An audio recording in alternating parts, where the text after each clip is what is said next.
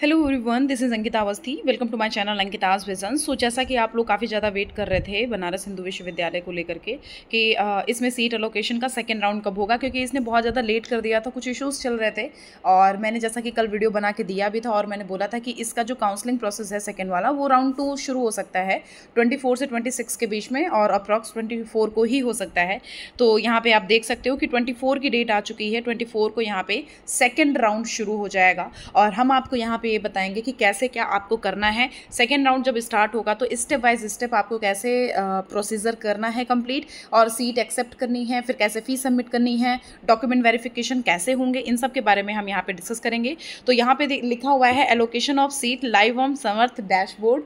तो ये यहाँ पे देखो डेट दी हुई है कि डेट टाइम पूरा सब कुछ क्लियर कर रखा है इन्होंने कि 24 से यहाँ पे शुरू हो चुका है, 24 से राउंड 2 शुरू हो जाएगा और आपको ये एक्सेप्ट करना होगा सीट, और एक्सेप्ट करके कंप्लीट कर देना है, मतलब 27 तक का एक्सेप्ट कर लेना है। और 27 तक एक्सेप्ट करके यहाँ पे जो भी प्रोसीजर होगा वो 28 तक हो जाएगा, और उसके बाद 30 तक की आपको फीस सबमिट कर देनी है। अब हम आपको बताते हैं ये कैसे होगा, एक एक चीज़ हम यहाँ पे आपको समझाएंगे, बिल्कुल भी बिना टेंशन के समझिएगा। मैं आपको एक एक चीज़ क्लियर कर दूंगी, और अगर आपको ऐसा कोई प्रॉब्लम होती है फॉर्म फिल करने में, सीट एक्सेप्ट करने में, आगे प्रोसीड करने में, उसके लिए आप बिल्कुल परेशान मत हो। मैं आपको एक एक चीज़ बता दूंगी, हर एक एक स्टेप बता दूंगी कैसे आपको क्या करना है। आपको कोई प्रॉब्लम हो रही है और टीबी से रिलेटेड और जिससे भी, तो मैं हर एक एक चीज़ आपको यहाँ पे क्लियर कर दूंगी। ओके, तो यहाँ पे बच्चों आप देखो 24 की डेट दी गई है, ये चीज़ आपको क्लियर हो चुकी होगी। 24 को जब आप सीट यहाँ पे एलोकेशन ऑफ सीट होगा तो सबसे पहले आपको करना होता है एक्सेप्ट। ठीक है, मैं ऐसे ही आपको दिल्ली यूनिवर्सिटी का भी बता दूंगी, अप्रॉक्सीमेटली हम बोल सकते हैं दिल्ली यूनिवर्सिटी का भी ये सेम ही है।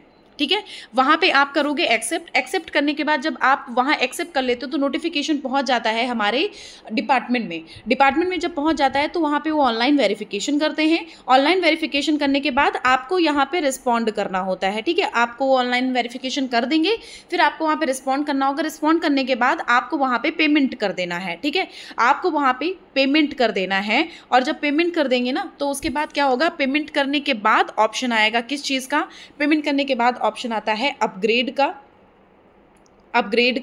और किसका आता है, फ्रीज का।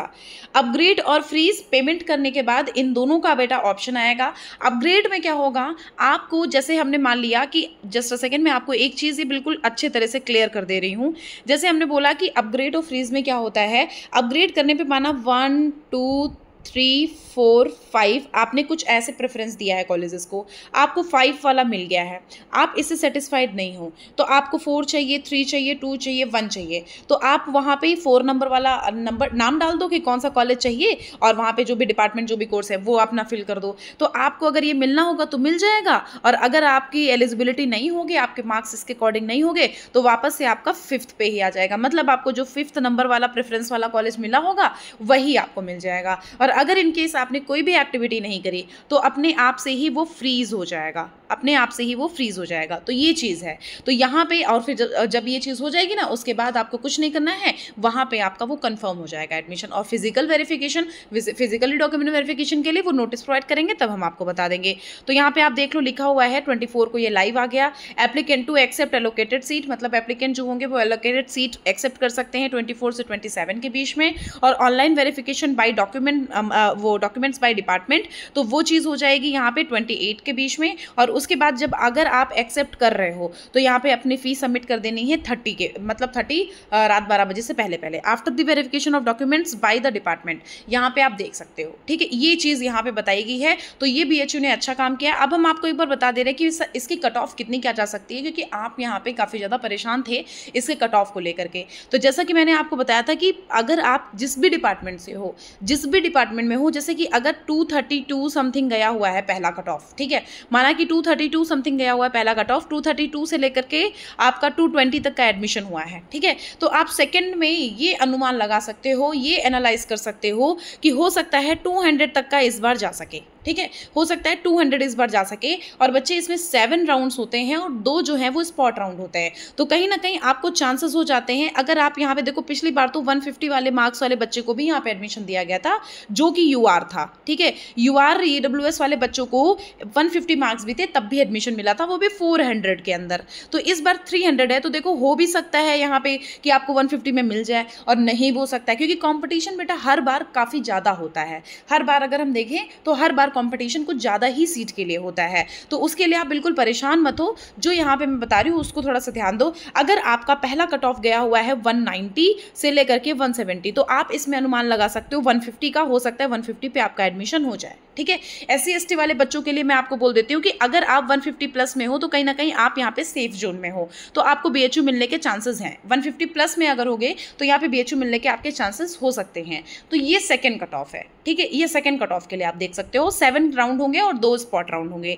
तो ये यहाँ पे है, एक चीज़ यहाँ पे क्लियर कर लेना। इनकेस कोई भी डाउट, कोई भी प्रॉब्लम होती है, आप मुझे बस कमेंट बॉक्स में कमेंट कर देना। और जैसा कि आपको पता है कि हमारा टेलीग्राम चैनल है, आप टेलीग्राम चैनल को ज्वाइन कर सकते हो, वहाँ से कुछ भी आप पूछ सकते हो। आपको वहाँ पे सारे बच्चे आपस में डिस्कस करते हुए मिलेंगे, हेल्प करते हुए मिलेंगे। आप उस ग्रुप को ज्वाइन कर लीजिएगा, आपको खुद ही समझ आ जाएगा कि वहाँ पे कैसे बच्चे हैं, आपस में हेल्प होती है या नहीं होती है। एडमिशन से रिलेटेड अप्रॉक्स सारे बच्चे एक दूसरे की हेल्प करते हैं, तो आप उसको ज्वाइन कर सकते हो। और हम आपको नई नई अपडेट देते रहते हैं। आज थोड़ा सुबह से मेरी तबीयत नहीं ठीक थी, इसलिए मैं वीडियो आपको प्रोवाइड नहीं कर पाई हूँ। मैं आपको जल्दी प्रोवाइड करूँगी और ये एक वीडियो है और जल्दी ही जल्दी हम आपको नई नई नोटिफिकेशंस प्रोवाइड करेंगे। और दिल्ली यूनिवर्सिटी से रिलेटेड भी हम आपको अभी वीडियो थोड़ी देर में ही बना के देने वाले हैं, उसके बारे में आप जरूर से देख लीजिएगा।